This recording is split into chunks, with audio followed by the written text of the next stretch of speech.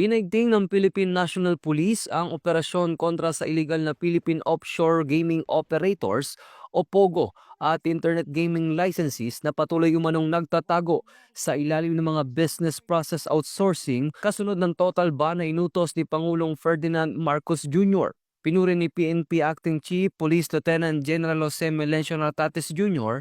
ang CIDG Southern Metro Manila District Field Unit, Southern Police District at Presidential Anti-Organized Crime Commission o PAOK matapos mabunyag ang isang POGO hub na natago bilang IT BPO sa Upper McKinley Hills, Taguig City habang nagsisilbi ng warrant of arrest. Ayon kay Police Lieutenant General Nartates, tuloy-tuloy ang intelligence-driven operation laban sa mga natitirang POGO, kabilang ang mga nagtatago sa pangalan ng BPO IT Solutions Companies. Noong ika-1 ng Disyembre, naaresto ang isang Chinese national na wanted sa kasong estapa at nadiskubre ang illegal na operasyon.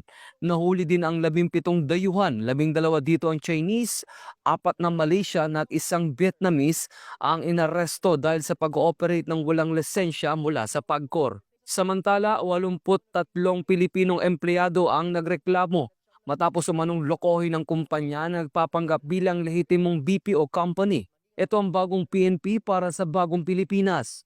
Serbisyong mabilis, tapat at nararamdaman.